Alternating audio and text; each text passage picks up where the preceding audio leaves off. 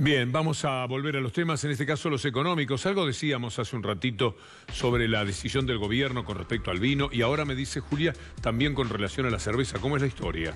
Así es, Víctor Hugo. Hoy a las 6 de la tarde se anunció oficialmente, lo anunció Cornejo en su cuenta de Twitter y también trascendió de parte del Ministerio de Hacienda del Gobierno Nacional que se retrotrae aquel impuesto al vino que iba a ser del 17% y a los espumantes en esta reforma fiscal y por ende quedan en 0%. Claro, uno lee que hace minutos, más tarde, muy poquitos minutos, se publica una nota en La Nación que dice que por trascendidos del gobierno, las propias cámaras vinculadas a la cerveza se quejaron de que solamente fuera hacia el vino el hecho de retrotraer la medida y dijeron, bueno, para nosotros también. Con lo cual, en lugar de aumentarse, como proponía la reforma fiscal de Duhovne, de 8 a 17% en el caso de la cerveza, queda también en 8%. Uno se pregunta, bueno, ¿quién más se queja en estas horas y recibe la posibilidad de que se retrotraiga? Porque parecía en algún punto todo esto, no sé si compartís, una especie de si pasa, pasa, ¿no? O son tramposos o son ineficaces. Tramposos porque dan señuelos, ya lo dijimos aquí, es decir, nos permitimos señalar que eso iba a ser cambiado. Porque no podía ser, sencillamente no puede ser. ¿Qué fue lo que dijeron sobre las economías regionales? ¿Se acuerda cuando le devolvieron toda esa enorme cantidad de dinero, miles de millones de pesos a los ojeros? Bueno, y a todos los productores agropecuarios, los ricos, los más poderosos, bueno, que iban a cuidar las economías regionales. Hace 2 o 3 días nos estábamos riendo de esto. Entonces, esto que es una marcha atrás, que ellos después quieren presentar como que son dialoguistas, no, nosotros nos hicieron entender que esto no estaba bien, que esto no servía, así que como nosotros somos fantásticos, gente que dialoga, hemos decidido dar marcha atrás. No, era una trampa.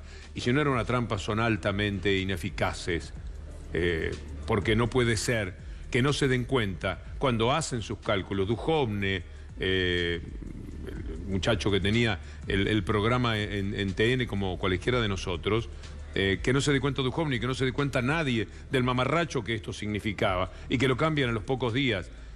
Una ineficacia estremecedora, por lo menos. Pero a mí me da la sensación de que es una trampa, que siempre tiran, como decía Bullrich, esto se ha conocido alguna vez, tiramos 10, 7 no pasan, pero pasan las que nosotros queremos, mientras tanto nos entretenemos discutiendo por las otras. Es una trampa. Así es, Víctor Hugo, yo quiero agregar una cuestión adicional. Nosotros hicimos algunos números sobre cuánto significan estos impuestos que se imponen en la reforma fiscal hacia los productos no sanos, ¿no? Se hizo un listado de productos no sanos, se puso la cerveza, se puso el champán, se puso el vino, y en ese listado, ahí estamos viendo mientras tanto en pantalla el tuit de Cornejo, el tuit oficial, que claramente, obviamente, dice que el gobierno nacional lo escuchó, tanto Francisco Cabrera como Nicolás Duhovne lo escucharon, entonces sale de la reunión y tuitea. Podemos decir que Cornejo tuvo más éxito que varios tantos que intentaron acercarse a Mauricio Macri y conseguir cosas, empezando por la familia Maldonado, siguiendo por los gremios docentes, ¿no? Pero, digo, a ver, 5.000 millones de pesos anuales era lo que habíamos creído que más o menos significaba gravar a estos productos como el vino, el champán. 5.000 millones de pesos al año. ¿Cuánto significaría la concesión que se le está haciendo por reducción de aportes patronales por el blanqueo laboral? Más de 40.000 millones de pesos. Ahí se está, y ahí no ceden. Y ahí no cede nadie, no cede Duhovne, no cede Triaca. Esa parte no se cede. ¿Cuánto significaría de ahorro fiscal en ANSES tocar las jubilaciones y manejarlas o controlarlas de acuerdo a la inflación? 100.000 millones de pesos de ahorro. Y ahí tampoco se cede mucho, porque ha habido quejas respecto de qué pasa con eso y no ha habido reuniones que dijeran, bueno, no, damos marcha atrás con el tema de las jubilaciones. Digo, me parece que los grandes montos fiscales no están en el vino, no están en el champán, no están en la cerveza, más allá de que claramente sean beneficios a las economías regionales, sino que claramente están en otros lugares. Bueno, recibimos a Carlos Heller, íbamos a hablar de deuda, pero este tema me parece que invita, ¿no? Merece algún comentario en línea con lo que está diciendo Julia, tratando de darle incluso una interpretación desde la política. Yo creo que hay una clara intencionalidad. Usted, Víctor Hugo, lo llamó trampa recién, y yo creo que sí, es una prenda de negociación.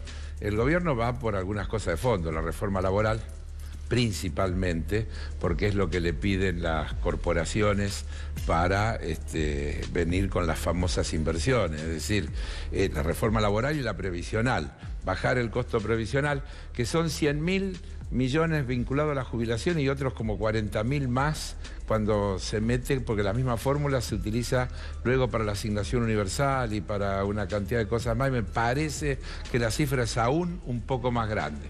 Pero no porque 100.000 no sea suficientemente grande. Entonces, me parece que lo que el gobierno hace es, como siempre, como viene haciendo en estos 2 años, trampa metodológica, es decir, pone mucho más de lo que espera conseguir, pone muchas cosas para negociar.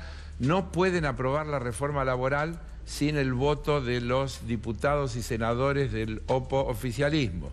Para eso necesitan que los gobernadores le den instrucciones a sus legisladores, y creo que ahí, es decir, cuando Cornejo dice lo que dice, seguramente después le dirá a los senadores y diputados que le responden, bueno, hemos conseguido que al vino no le pongan el impuesto, necesitamos a cambio darle el apoyo al resto de las cuestiones para que la reforma pueda avanzar. Me parece que viene por ahí la cuestión y es premeditada. Bueno, y el tema de la deuda.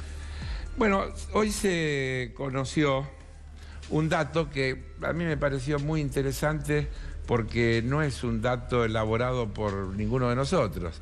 La fuente es la Reserva Federal de Estados Unidos con datos del Banco de Basilea.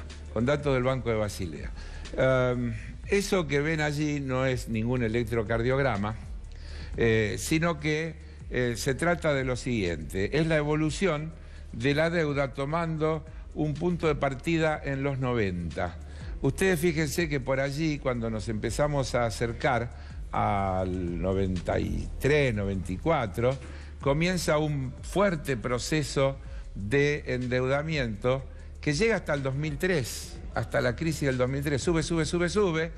Allí tiene una drástica caída. Esa drástica caída es la negociación de la deuda que hace Néstor Kirchner cuando logra la quita, y luego cómo va evolucionando desde 45.000 millones, 40 y pico mil millones que queda lo renegociado y que se va pagando, y llega al piso de, a fines del 2015, 39.292 millones de dólares. Me falta hacer una aclaración. Estamos refiriéndonos a deuda internacional del gobierno argentino en bono, porque después hay otras deudas, hay deudas en pesos, hay un montón de cosas más que también son deuda. Pero esta es la más significativa y por eso la queríamos mostrar en ese gráfico. ¿Qué pasa a partir de enero del 2016? Mire la verticalidad del endeudamiento a partir de enero del 2016 hasta junio del 2017, que es el dato que está tomando el Banco de Basilea. Paralela y en sentido opuesto a la caída del 2005. Así es. Fíjese que de un stock de 39 se duplica. Se llega a un stock de casi 82.000 millones de dólares de deuda, 81.656 exactamente. Pero hay otro dato para preocuparse. Si usted mira la cúspide de junio del 2017 en el gráfico, va a ver que estamos en los valores del 2002-2003. Es decir, que se ha llegado a un nivel de endeudamiento que es similar al momento en que el sistema entró en crisis. El gráfico tiene un impacto que es fenomenal. Ahora, si a esto le agregamos que la Argentina en simultáneo tiene un creciente déficit comercial que ya nadie ubica en menos de 5.500 millones de dólares para este año, y si en las proyecciones del presupuesto en el 2019, 2020 y 2021 va a seguir creciendo ese déficit comercial, aparece también que eso va a haber que financiarlo con más endeudamiento. Como ha dicho Macri, por otra parte. Así es. Y además está el otro fenómeno que es repetido de lo que pasó en los 90 y que ya conocemos, que es el endeudamiento para facilitar el atesoramiento y la fuga. Casi, yo tengo por ahí un gráfico que un día esto se lo voy a traer, son dos líneas paralelas, la de cómo sube la deuda y cómo sube la fuga. Es decir, el país se endeuda para que algunos se la lleven. Eso es el eje principal que hay que entender. Déjame acotarte algo, sí. Carlos. No, me parece interesante. Vos trajiste una fuente que es el Banco de Basilea. Así es. Bueno, nosotros ayer mencionábamos que Standard & Poor's, una consultora internacional, dijo que Argentina... Acá lo tengo. Bueno, estaba entre las 5 economías frágiles, ¿no? Y venimos tomando datos muy similares a los que vos mencionabas del Banco de Basilea, de la agencia Bloomberg, Sí.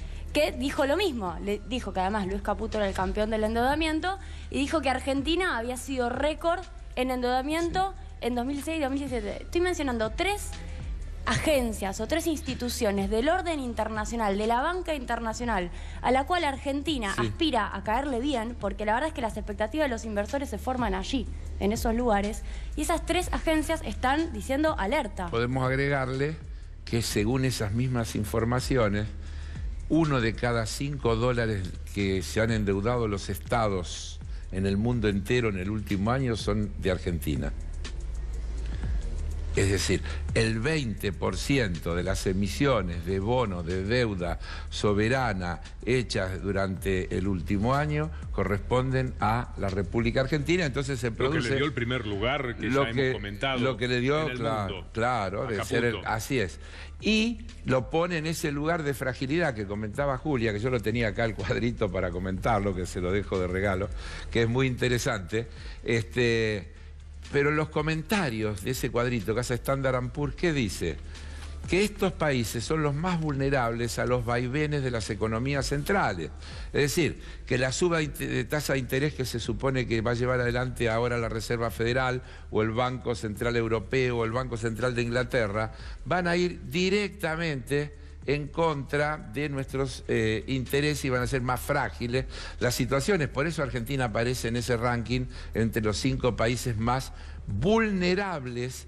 Y cuando ellos explican la vulnerabilidad, dicen más vulnerables a los vaivenes de las economías de los países centrales, más dependientes de lo que les pase a ellos. Hemos entrado en el mundo. Gracias, Carlos. Y poco a poco vamos a ir conociendo las consecuencias. Me informa Mariano Mogni, querido colega, el productor histórico de Roberto Navarro, que el gobierno ha desmantelado el histórico ramal ferroviario de La Pampa. ¿Ah, sí? Así es, y quedan trabajadores con muchos años de trabajo despedidos. Esto es lo que se viene poco a poco, hay que terminar con todo aquello que tenga algún costo, porque la plata se la llevan los amigos, o al exterior, o a sus arcas aquí, a quedarse prácticamente con todo. Es una pésima noticia, por cierto, para La Pampa. Los estoy tomando seguramente de sorpresa. Muchas gracias. Pésima, pero no sorprendente. No, para nada. Vamos a hacer la pausa. Elisa Carrió dijo una cosa muy cierta, pero la dijo hace 13 o 14 años, cuando señalaba que Clarín Nación eran una mafia que andaban por los escritorios de los diputados exigiendo que le votaran una ley que les servía a ellos. No les importaba el resto del país. A ellos sí les servía y efectivamente muchísimo les sirvió. Tenía razón Carrió. Y esa historia también está contenida en esto de Papel Prensa, el grupo de tareas. La historia de una mafia mediática corporativa que se queda con un país y que pone preso a los que se les antoja y deja libre a aquellos que les sirven, que bien podrían ser considerados también en el lugar de los que están presos si se tratase de llevar preso a cualquier persona sin hacer el juicio que corresponde. Hacemos una pausa y enseguida estamos con ustedes.